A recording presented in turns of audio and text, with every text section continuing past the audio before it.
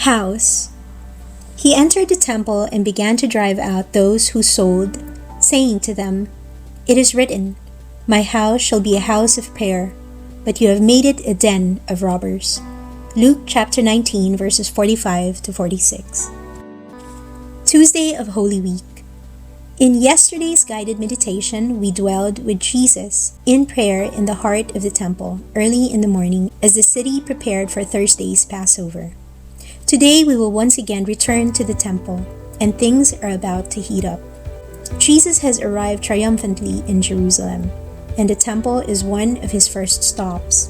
Jesus and his disciples approached the temple, the only place where a person could come to approach God. As the apostles walk closely behind Jesus up the temple steps, they likely wonder whether he would stop to teach. But Jesus has other plans.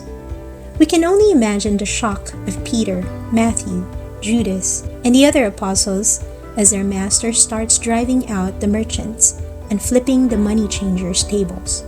Matthew chapter 21 verse 12. Coins clatter on the stones as they scatter to the ground. The pigeons, sheep, and oxen being sold for sacrifice are squawking, bleating, and bellowing at all the commotion. Jesus has turned the place completely upside down. But the bridegroom is cleaning house for his bride. And this space, where the merchants had set up shop, carries special significance. The merchants had set up shop in the court of the Gentiles, which was supposed to be served for non-Jews to come and offer prayers and thanksgiving to the Lord. But in Jesus' time, the chief priests allowed the merchants to move from outside the temple into that space.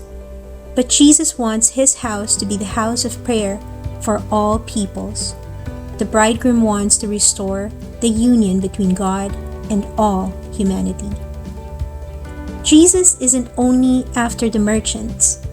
These sellers and money changers were only there because the chief priests allowed it. The selling of animals for sacrifice, along with tithes and religious taxes, was a lucrative business for the temple leaders.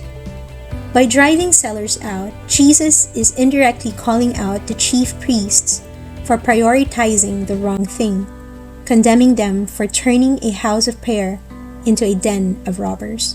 Luke chapter 19 verse 46. As if the situation between Jesus and the Pharisees wasn't tense enough, we can only imagine the outrage of the scribes and chief priests when they heard what Jesus had done. They sought a way to destroy him. Mark chapter 11 verse 18. But Jesus will not be stopped. Jesus, the true owner of the house, has come to set things in order. Soon we will see how those surrounding Jesus will respond to his house cleaning. For your prayer, stay here for an additional 10 minutes. Today read Psalm 69 verses 6 to 9.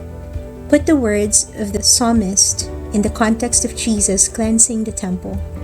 Imagine Jesus speaking these words to the Father as chief priests, scribes, and Pharisees seek a way to destroy him.